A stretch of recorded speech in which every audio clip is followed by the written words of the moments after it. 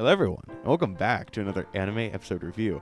I am the Rat, and this is the Rat's Nest, back once again for your listening pleasure. I'm joined as always by Kyle. Say hi, Kyle. Hello, everyone. It has been quite some time. We're not here to talk about that, but it's been an impromptu little break. But obviously, mid-show's back, and obviously we're a little bit late on this episode, but that's because life happens. But we're back with mid-show every single week, and I, for one, can't wait. I know Kyle hates this show, so I know he can, but you know, we'll play it as it lies. It's true. I didn't know. I forgot whose panties it was. I'm a fraud. I'm sorry. Yeah, he forgot the Holy Relic. Didn't even know it was called the Holy Relic, dude. That's pretty fake fan material right there. I'm sorry. I'm That's sorry. pretty It's my fake fan bad. material. People in the comments Again, are gonna be mad, bro. life happens. Life happens. I've been watching other shows, Ugh. and yeah, Watching shows other than mid-show? I've been watching peak shows. I guess I'll go back to mid show. I'm sorry. That's crazy. Mushoku Tensei, Season 2, Core 2, Episode 1. We're calling it Season 2, Episode 13, because I don't want to change the thumbnail. Yeah. I'm just changing the number to 13, and we're rolling with it, because it is Episode 13 of Season 2. This was a great first episode back. I have a decent amount of thoughts on it, but Kyle, I'll just say overall, kind of what were your thoughts? Kind of just overall blanket stuff about the episode as a whole. First, I want to like the vibes of it. I appreciate the fact that it did like two things that I was happy with. It did a mix of progressing the story from where we last saw it and kind of just feeling like a nice reintroduction to everything, since they knew that there was going to be such a long break between the cores. Like, Yeah. you know, just kind of getting to get back into it, see all the characters again, see everyone's names, kind of, you know, some flashbacks. It felt like a good recap, along with, you know, doing something else for what's about to come. Yeah, no, absolutely. I would agree. I think that it balanced the different vibes it wanted to give off really well. You definitely had like some horror elements, you had some wholesome moments, you had some comedy. I think it balanced and paced it all really, really well, honestly. Yeah, I mean, it feels like it did. Sorry, been a while. Been a while since we've done this. I know. It's been a second since we recorded. It did what it set out to do, and it did it pretty well, and I was entertained throughout. Yeah, absolutely. So, Kyle, would you like to lead us through the discussion again, classically? Oh, if you're new, the way that we do this is Kyle has never seen. He's seen mid-show obviously, but he's I'm not a light anime only. novel He's reader. only up to this point. I have read all the light novels. I've read Old Dragon's Tale. I've read Redundancy. I've read Oblige, which is just a redundancy but fancy. But Oblige is very, very good. And if you haven't read it, I highly recommend it. And I own every single one of the light novels, and mid-show is my top one series of all time. I am the world's biggest mid-show glazer. They put it in dry and it comes out wet with me. So, Kyle, if you would please be so kind as to lead us through the episode so I don't accidentally focus on a detail and spoil something. Yeah, let's get right into it. So to start things off, you know, it leaves off right after Rudeus and Shufi, you know, they had sex. His ED's cured. He's back in the classroom, you know, talking to everyone again. We get to see all the characters: Zenoba, Cliff, the animal girls, Julie, Persena and Linnea. I probably won't remember their names, but you know, the Beast girls. Yeah. And the big thing is Rudeus is planning on getting married, which is pretty neat. So what he's been just the beginning of this episode's him just, you know, kind of like thinking through it, trying to figure things out. Like he's the crux of this episode is he's trying to buy a house, right? Yeah. He wants to buy a house. He has looks to get at real this house. estate. He needs real estate. I had a joke, but I lost it. Anyway, so It's free real estate, because I just thought of that too. That's the episode title. So he's looking at some houses, and he stumbles across one that's pretty cheap. But the twist is, people who've stayed in it have been murdered, and they've disappeared. Slightly Definitely- unfortunate. Yeah, a little unfortunate. So, and this was pretty fun. We get the boys doing a ghost hunt at the house. He gets Zenoba and Cliff, and they go in, and they're going to try to exorcise the spirit or whatever it is that they think is haunting the place. because Rudeus is determined to buy it because it's a big manor. And Yeah, it's really huge. cheap. So I will go ahead and say with the manor, obviously he ends up buying it and they live there. Dude, spoilers. Like it is, I don't think it was that big in the light novel or the manga. I think they sized it up. We saw it in some promo images, so like we've been able to see the size. I think that was one comment a lot of people had was like, it looks like ginormous. Like it was always a big house, but this is our first time really getting to like see it and see the dimensions. So I don't doubt the author definitely had like some say in this and was probably like, yeah, no, that's the appropriate house size. But yeah, it was a lot bigger than I was expecting. It looks like Rudeus is getting ready for a litter of like his kids with the size of that house. Like you could go at one part of the house, scream, and probably not have that sound reverberate to another person. Dude, you could have like 3 of his kids having sex or something, and like you wouldn't even know. Is that really the metric that we're gonna use? No, I use the imperial system. I'm from America. But anyway, so we get some, like the scenes they do in animes where it's just like montage of them checking the house, not really finding anything, and they check the basement, nothing's down there. They check other rooms, whatever. Nothing's turning up. I live down in the basement. That's an established fact. Other than the rat, they go down there, they say, "Hi, Mr. the Rat," and he says, "Hey, Rudeus, I love your content." And then Rudeus says, "Right back at you, buddy," and then he leaves. He's so real. He's so real for that. So, what is it? They find a room that they're sleeping in, and when they do, mysteriously, there is a wall in the basement that, like a hidden bookshelf, it turns, and we see something, come out. Something leaves the basement and is now in the house. And what is it? I think Cliff catches wind of something. He hears something kind of creepy, and he's like, "Rudeus, wake up. I can't load it this guy like you guys can. Get up." This would be a mid-diff at best. Yes. So he gets up. Hey, like mid-show. He gets up, and then he's like, "All right, wake Zenoba for me." So he goes down to the hallway. And I think they look around. They go back in the basement. They don't find anything. They're like, all right, they search around the house. They go back in the basement. Say hi to me. Back to you, the rat. He goes, "Back to you," mid-show, and then they leave. True. So, one big goose egg turns up. They don't really find anything.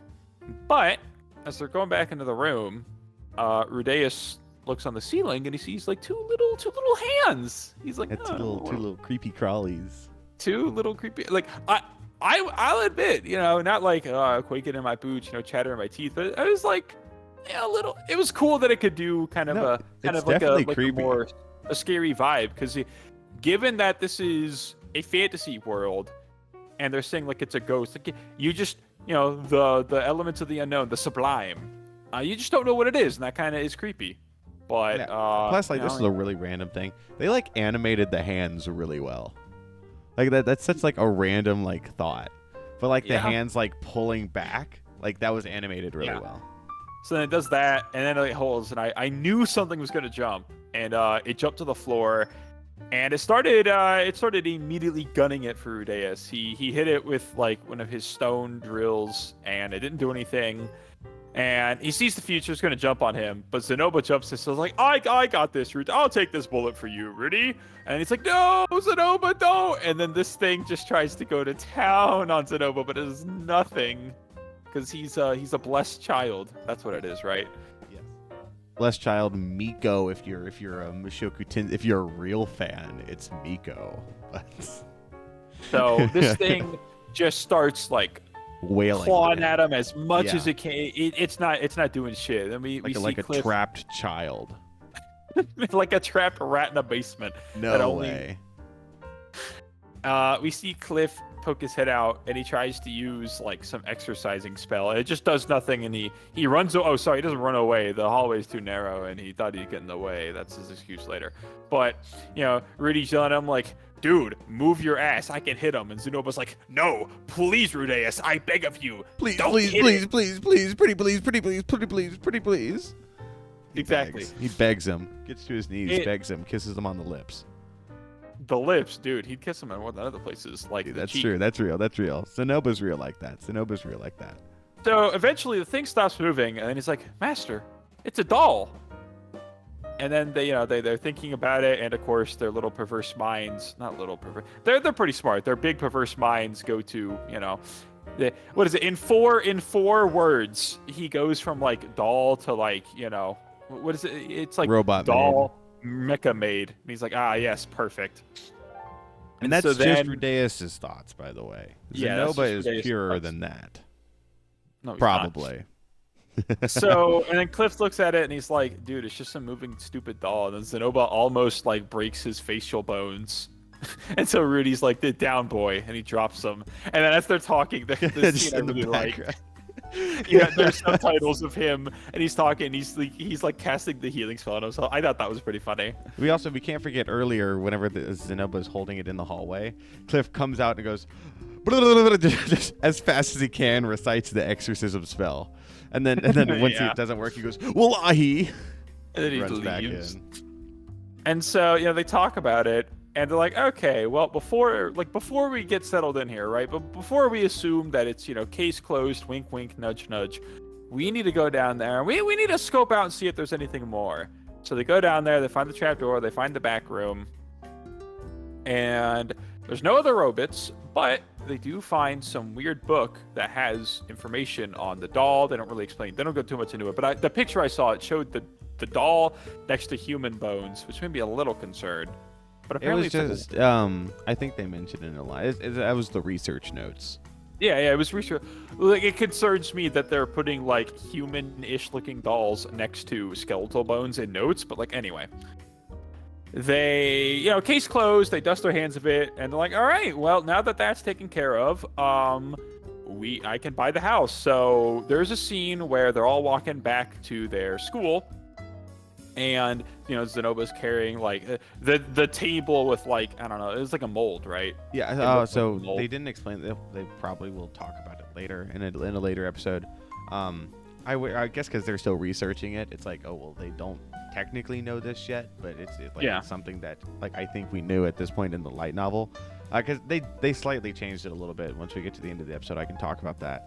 But it's the charging station for the doll. Oh, okay. So like it lays on it to charge.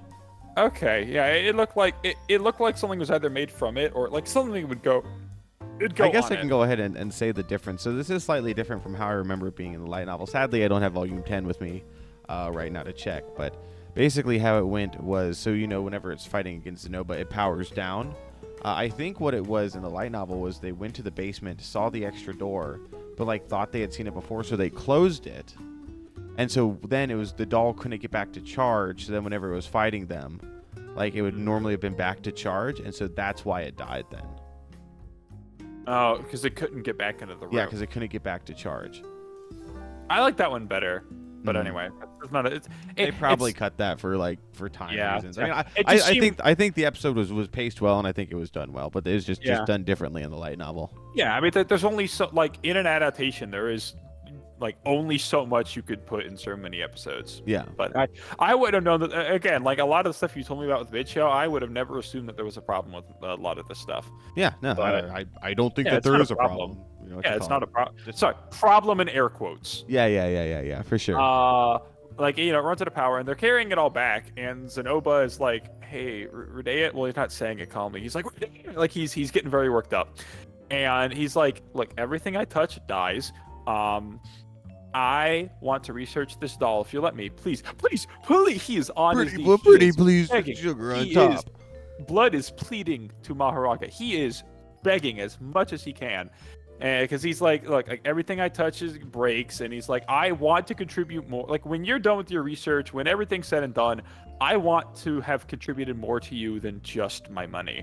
Like, I want to help you. I want to actually, support you and help you. And this is a way I could do it. And Renee's just like, you know what? Like, as long as you stay safe with it, Cliff mentioned that. But they're like, just as long as you're careful. Like, yeah, sure. Rudeus trusts him. And that was pretty nice.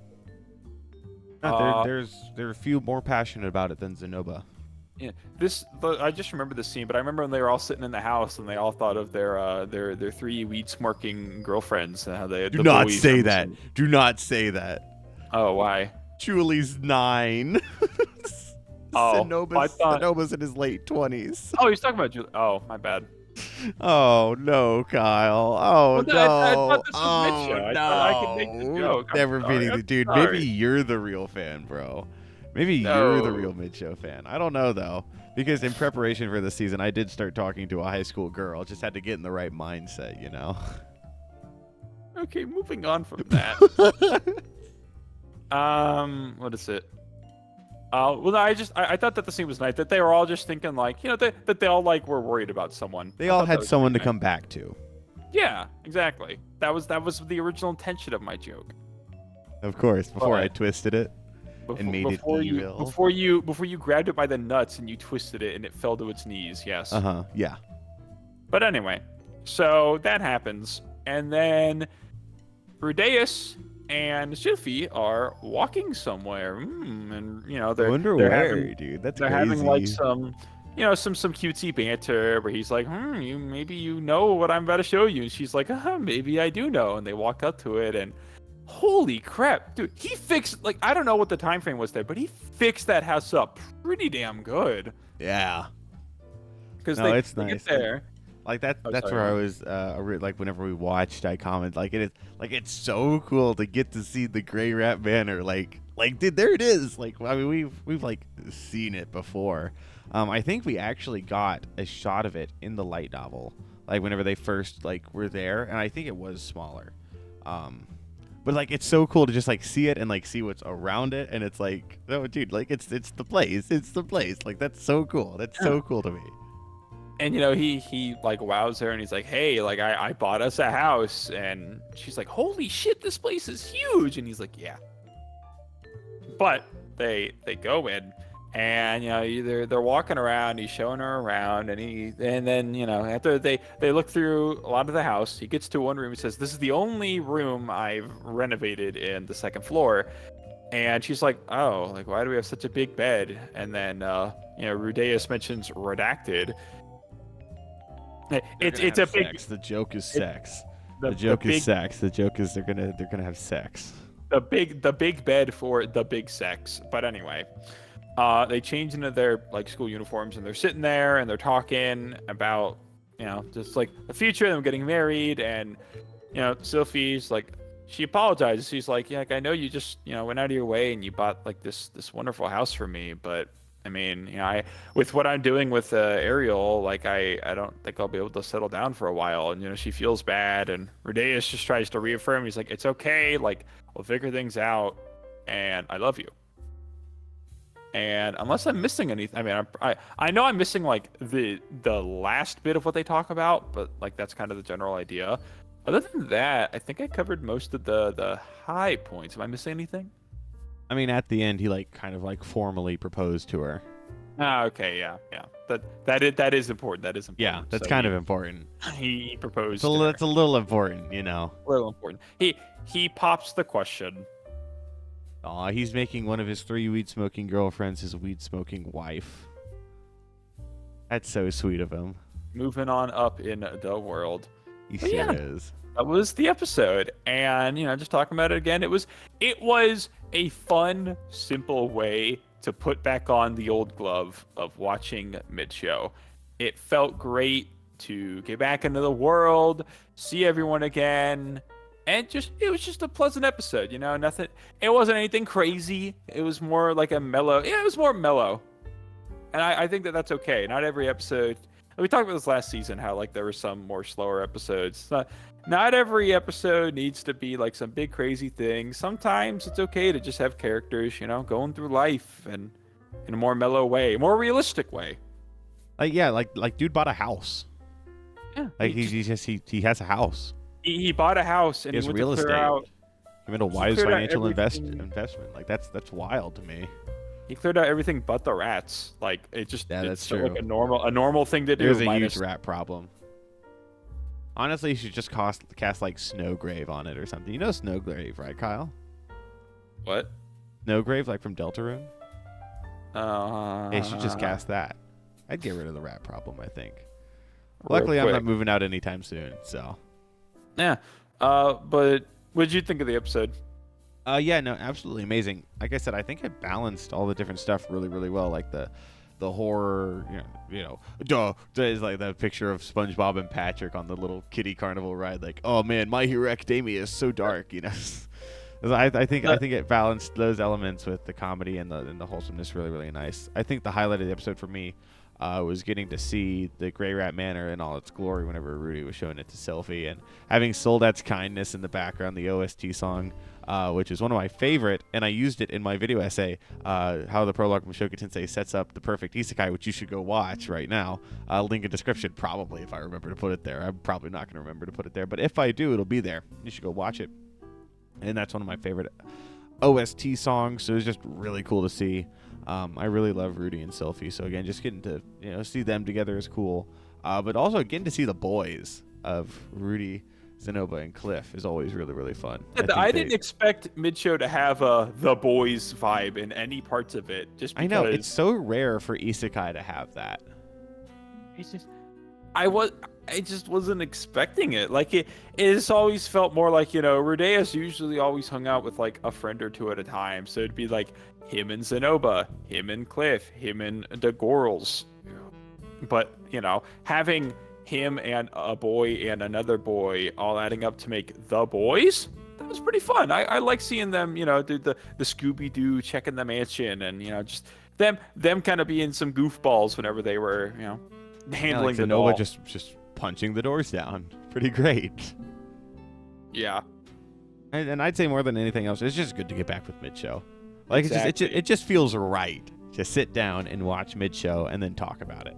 It just feels correct, And I know that this is a different show, but like I appreciate mid-show in the way that I appreciate stuff like Frieren, where in some ways it feels like it's treating the viewer with respect, and it's not just like dangling dumb stupid action in front of you 24. Like you can have the slower moments, Dude, you mentioned Frieren, bro. That means you have a basic opinion. Is that what that equates to now? Yeah, in my opinion, yeah, because I'm the smartest. No, you're not. You're a mid-show fan. Yeah, exactly. That's why I'm the smartest, bro. No, I can really appreciate when shows get like real and they don't like play down. Obviously there's always going to be some of those, to say like elements like, at the beginning where it's like, oh, Rudy is quote unquote checking out the Beast Girls and they're like, oh, we finally got him. There's always going to be stuff like that, but that's just their characters. Me, the biggest copium in the world, but it's true. It is true, even if it's copium. Copium can be true. You're always going to have kind of to say like moments like that, but I mean, for the most part, it feels like real. I think that Frieren is a good example of another show that feels like that. I do agree with you. Yeah, I want to piggyback a little bit off what you're saying about Mushoku Tensei feeling real, because I know, according to what you told me, there are a lot of people who've watched the show, got like only one episode in, they dropped it immediately, and they're like, oh yeah, this protagonist isn't a good person. I wish I could scream from the rooftops and just like scream in someone's ear as loud as I can until they go temporarily deaf. Like, not every protagonist must be a good person. It's interesting following characters who don't always do the right thing. It feels real. That's in this economy. In this economy, but dude, it was such a good deal, bro. I wonder what his Roth IRA looks like in this season. But I like following it with characters who aren't always making the most morally correct decisions, and it just feels real. There's a real edge to it. Like when characters fuck up or they do things that like they know will bite them later. And Rudeus kind of embodies a lot of what I like with main characters, not including the weird stuff. I gotta throw that out there. Weird stuff? I said weird stuff. I gotta say my what image. Weird stuff? Oh, like the stuff he did in season 1. What? All of it. You mean the good character moments? You mean the moments of growth that you can reflect on later?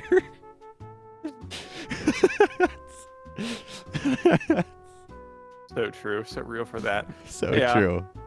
I wish that more shows, I wish more shows would be willing to have, I guess what I'm trying to say is, I think it's okay for shows to make viewers feel uncomfortable. Not every show has to do it, not every show has to make viewers feel uncomfortable, but I think it's okay that shows will, deal with like really weird topics that sometimes people don't feel comfortable with. Getting comfortable with the uncomfortable. And I feel buying like a house.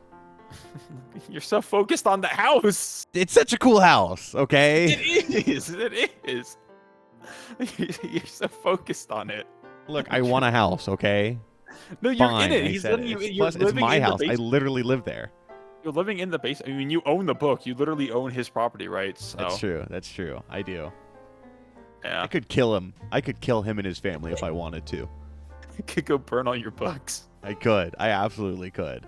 To cap off what I'm saying, I'm happy to be back with Mid-Show, and I can't wait to see more of the strange, goofy, gaffy, bizarre incidents that occur with Rudeus this season, especially a Mrs. Turning Point 3.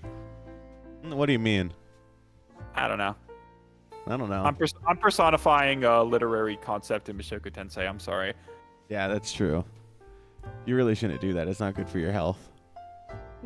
Watching this show isn't good for my health, man. What do you mean? Dude, it's great for your health, bro.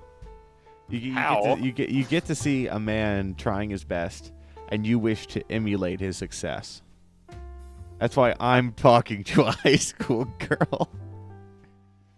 And with that, I think that about sums up. Well, if you're this Everything. far in the episode, the video, then obviously there's some you like, so make sure to like, subscribe, and leave a comment telling us what your favorite part of this episode was.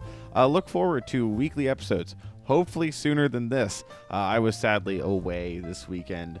As of the time of recording, the eclipse just happened, and I flew down to a state to watch the totality, and it was pretty cool. I quite enjoyed it, so we weren't able to. But weekly episodes will be coming out hopefully on Mondays. Mid-show Mondays will return. It'll be awesome.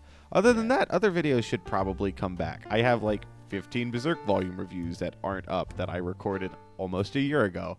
So I've got those. I've got some other light novel stuff. I've got stuff that I literally just need to sit down and edit. I simply do not have the time to. But if nothing else, there will be weekly mid-show. So thank you all for watching. We certainly hope you all enjoyed it. And we will see you all next time. Bye-bye. Bye.